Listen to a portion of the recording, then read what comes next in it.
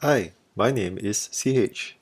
I have worked as a managed investments product specialist in Singapore for over 15 years and would like to offer, through short video courses, the investments related knowledge that I have picked up throughout the years to anyone who is keen to learn more about investments.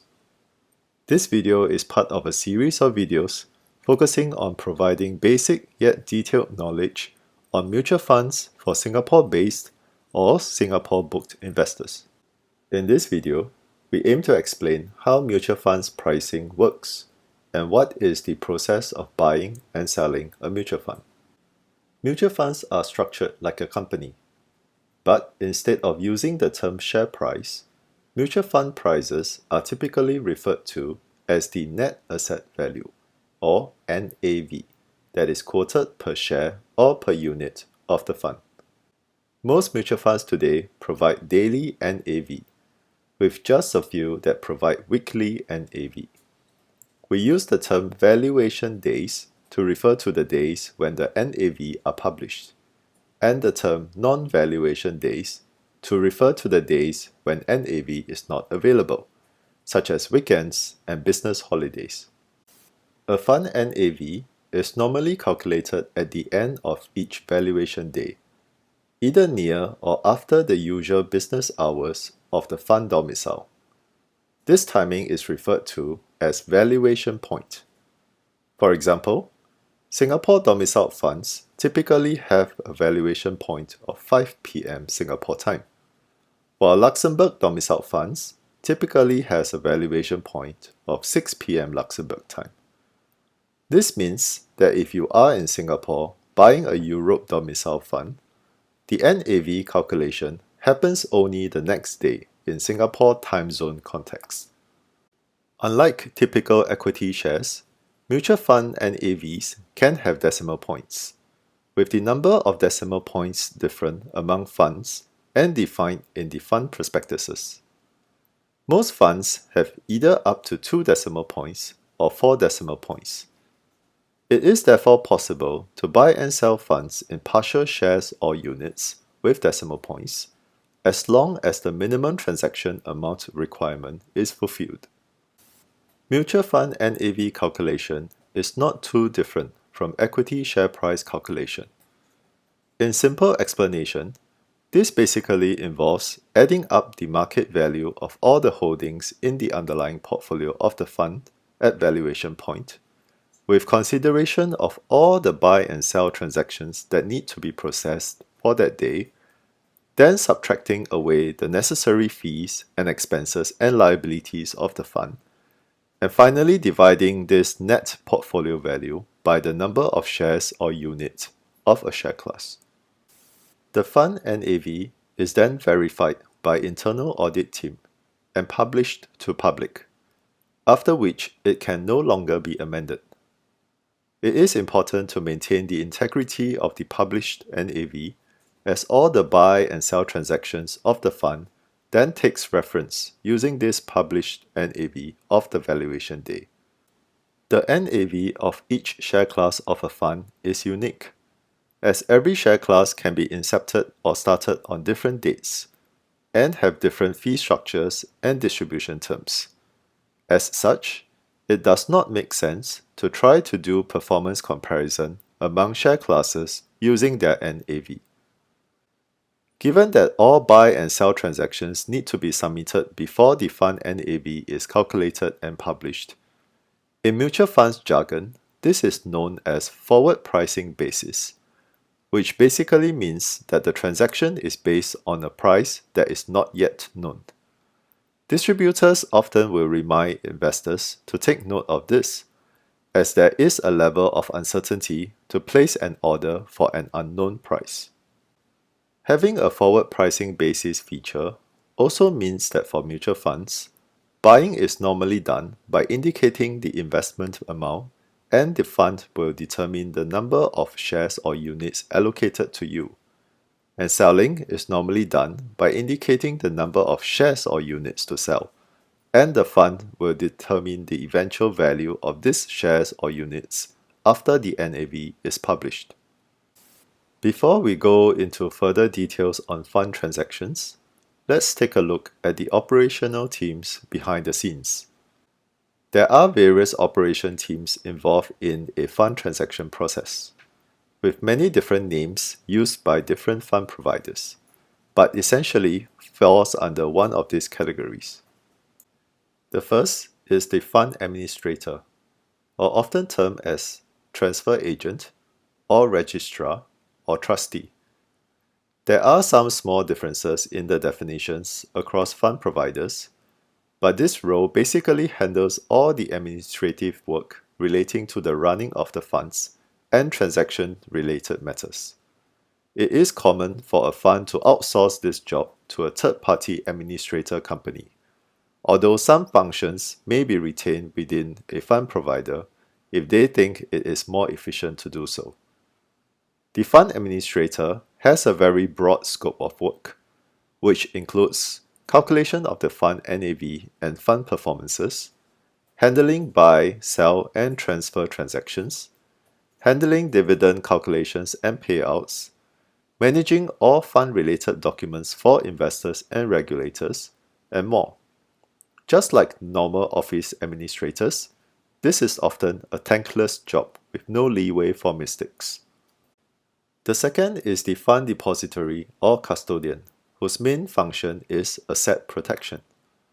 That is, to hold on to the investment and financial assets of a fund on behalf of the fund provider and to ensure the security of such assets. Most fund providers are set up for investments only, and therefore all the investment assets are held by one or more third-party depositories or custodians. Having the assets custodized under another party also provides assurance to investors that the assets are held independently with lower risk of fraud from the fund provider. Now, let's go through the mutual fund transaction process. The days when a fund can be traded is referred to as a dealing day. Dealing days are mostly in alignment with their valuation days, although there are instances whereby a fund has daily valuations but provide dealing days on twice a week only. There are also some funds that have different dealing days for buying versus selling funds, with selling dealing frequency always less than buying. In mutual funds jargon, buying funds is commonly referred to as subscription, while selling funds is commonly referred to as redemption. Operationally, all fund subscription and redemption orders are received and handled by the fund administrator or a team with equivalent role as previously mentioned. Retail and private investors typically submit their orders via a distributor, which can be a bank or a financial intermediary or an online trading platform. Institutional and family office investors, on the other hand, may potentially bypass distributors to deal direct with the fund administrators. All the orders need to be received by the fund administrator by the dealing deadline, which is normally the same or slightly before the valuation point, for the orders to be processed for that dealing day. If an order is somehow delayed and only received by the administrator after the dealing deadline, it will be processed for the next dealing day instead. Investors will need to take note that distributors usually have their own dealing deadline as well, which can be earlier than the fund's dealing deadline. This can be due to the distributor being in a different time zone than the fund administrator, and also that distributors may need some time to process the orders internally before sending them over to the fund administrators. For example, if you are in Singapore trying to buy a Luxembourg domiciled fund through your bank, the fund may have a 6 p.m. Luxembourg time dealing deadline, while your bank might have a 5 p.m. Singapore time cutoff. That 5 p.m. Singapore time cutoff is more crucial, as your order needs to be submitted and processed by your bank before that time. After all the orders are received by the fund administrator on the dealing day, the administrator processes the orders and provides a confirmation back when the dealing day NAV is finalized and the orders are accepted. At this point, the orders are confirmed but not yet settled, since no money flows have taken place yet. Then the next phase, which is typically about 3 days later, kicks in, when the administrator will settle the trades. This day is referred to as the settlement day, which is the day when the investors' monies need to be given to the administrator for subscription orders, and the monies need to be sent out by the administrator for redemption orders. Investors need to note that once a subscription order is confirmed, there is an obligation to pay the relevant amount on the settlement day. Money market funds are supposed to have higher liquidity than normal mutual funds. Therefore, their settlement day is usually either same day or just 1 day after the dealing day. On the other hand, while uncommon, there are still some mutual funds that have a settlement day of 5 or more days after the dealing day. In fund transaction jargon, we commonly have a math formula to represent this, by using the alphabet T to refer to the dealing day, and then make reference to all the other associated days. For example, a fund can have a daily dealing day, or T, with a dealing deadline of T plus 0, 5 p.m., which means the deadline is on the same day, and a settlement day of T plus 3. Converting this to a real-life example, it means that if you place a subscription order for this fund today before 5 p.m., you will be getting today's NAV for the order, and you will need to pay the fund 3 business days later. Most mutual funds are structured as open-ended companies or trusts with variable capital, which means the number of shares or units can change in accordance to subscriptions and redemptions. This is therefore different from listed equities, but similar to ETFs. This also means there is no practical purpose for a fund to provide the total number of shares available in the fund to investors. Instead, investors only need to look at the NAV for transaction purposes. Let's go through a quick illustration of a simplified but complete fund transaction process. In this example, the investor first gives an instruction to his bank to buy a fund, complete with information on the specific share class and investment amount, and all the necessary regulatory acknowledgements. The banker or his assistant inputs the order into the bank's internal trading system that is managed by the bank's operational team. The bank's system then sends the order to the fund administrator. In today's world, most banks' trading systems are highly automated and can send orders immediately after they are inputted. Let's assume this is done before the dealing deadline of the fund. The fund administrator consolidates all the orders and processes them after the dealing deadline of the day, and then updates accordingly to the custodian who is safekeeping the fund's assets. The fund administrator also updates accordingly to the fund provider who is managing the fund portfolio.